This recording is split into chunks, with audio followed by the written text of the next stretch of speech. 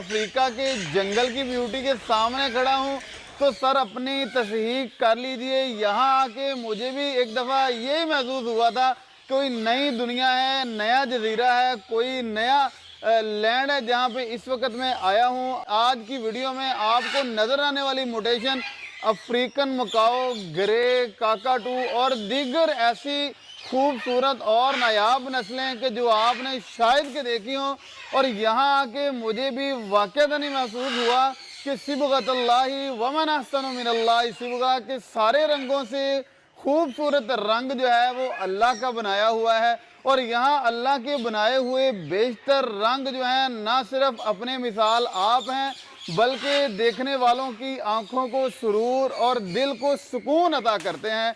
Business तो है ही, लेकिन उससे पहले ये आपकी ज़िंदगी को, आपकी लाइफ को खुश रखने का ऐसा मशगला है कि जिसका कोई नेमुल बदल नहीं है, जिसका कोई सानी नहीं है। मेरे साथ प्यारे भाई फार्मर मौजूद हैं।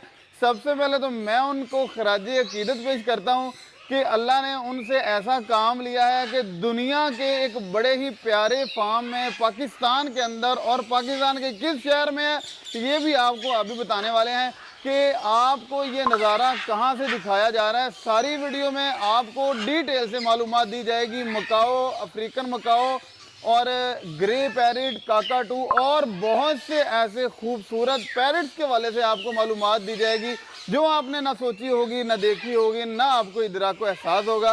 तो काइंडली वीडियो में लास्ट तक आपने हमारे साथ रहना है। अस्सलाम वालेकुम सर। जी वालेकुम सलाम जी। सर क्या हाल कैसे हैं चाल? आप? अल्हम्दुलिल्लाह बिल्कुल ठीक। सर मेरी खुशी की कोई इंतहा नहीं है। बहुत शुक्रिया। मैंने बहुत से फार्म देखे हैं, लेकिन इतना खूबसूरत मंजर और मंजरनामा कि परिंदे केज में हैं, लेकिन उनको माहौल ऐसा है कि वो हर जगह से अपनी मर्ज़ी का फल खा सकते हैं, खजूरें खा सकते हैं, फल सब्जियां खा सकते हैं, जंगल जैसे खूबसूरत एनवायरनमेंट में उड़ सकते हैं। सर ये क्या है, रौनकें ऐसी लगाई हैं, ये कारोबार तो नहीं लगता ये उससे बड़े ऊंचे दर्जे की कोई बात है। सबसे पहले ये अल्लाह ताला की ख़ास रहमत है और अल्लाह के फजल के अलावा कुछ नहीं है। और कोशिश मेरी यही होती है कि अगर मैंने बर्ड्स को केज में रखा हुआ है तो मैं उसकी जो ज़रूरियात है मैं उनको पूरा करूं। और उसके लिए बेशक काफ़ी मेहनत करनी पड़ती है, आपको जगह जगह जाना पड़ता है, मंडी जाना पड़ता है, उनकी रिक्वायरमेंट पूरी करनी पड़ती है।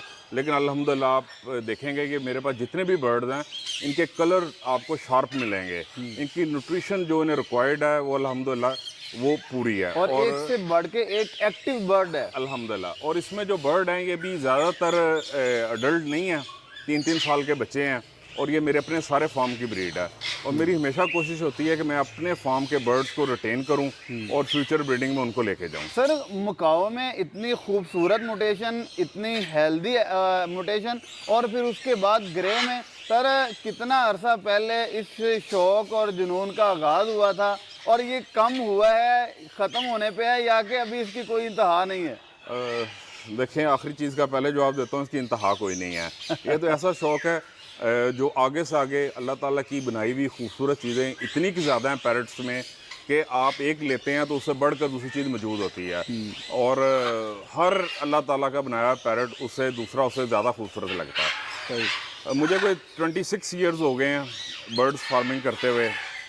और मैंने, क्योंकि हमारे घर में हमेशा पेट कोई ना कोई पैरट मौजूद होता था, वहाँ से मुझे शौक़ था। लेकिन जब मैंने बर्ड्स रखने शुरू किए तो पहले दिन से मेरी ये सोच थी कि मैंने इसे एज ए बिज़नेस अडॉप्ट करना है और इंशाल्लाह ताला कभी ऐसा दिन आएगा तो ये मेरा बिज़नेस होगा। और अल्लाह ताला ने वो मेरा ख्वाब जो है ना वो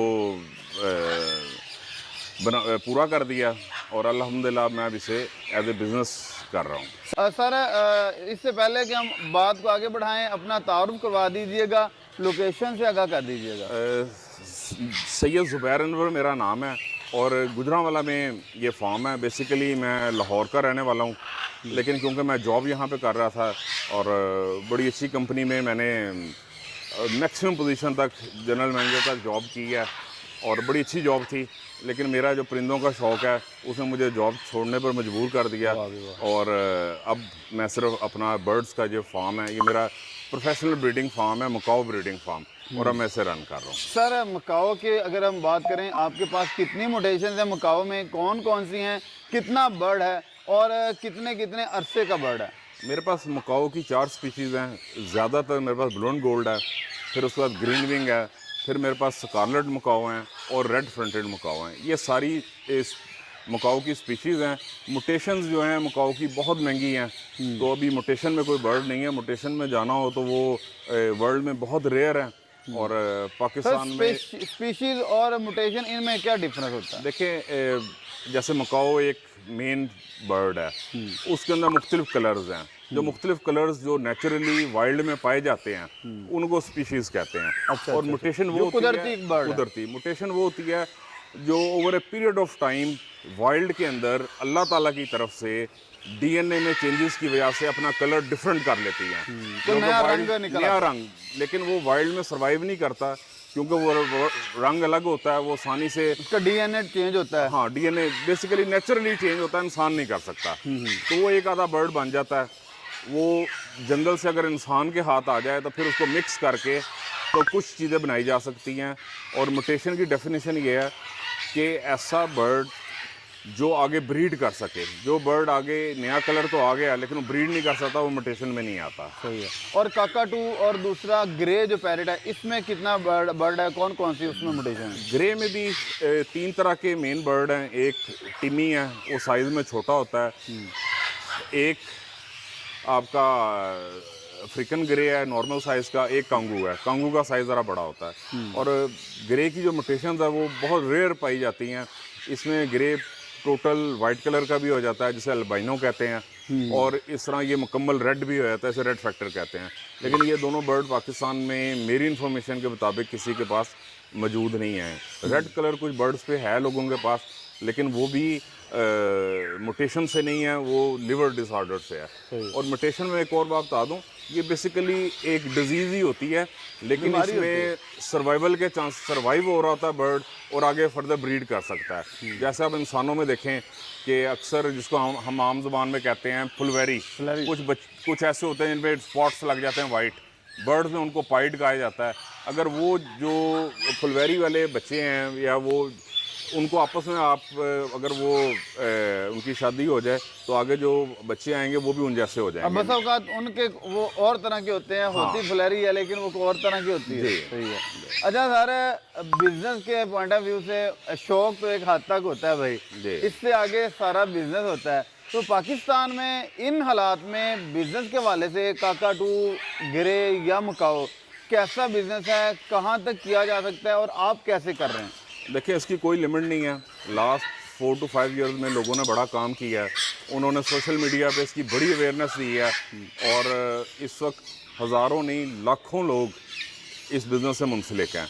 लेकिन इसमें 2 तरह के बर्ड्स हैं। एक बर्ड्स ऐसे हैं जो ब्रीडर मार्केट के हैं। ब्रीडर मार्केट से मुराद ये है कि मैं ब्रीडर एज ए ब्रीडर काम कर रहा हूँ, मैंने वो बर्ड ब्रीड कराया है और मेरे से वो बच्चे किसी ब्रीडर नहीं लेने हैं और उसने ब्रीड करा के आगे किसी ब्रीडर को ही बेचने हैं। ये एक मार्केट है, लेकिन मैं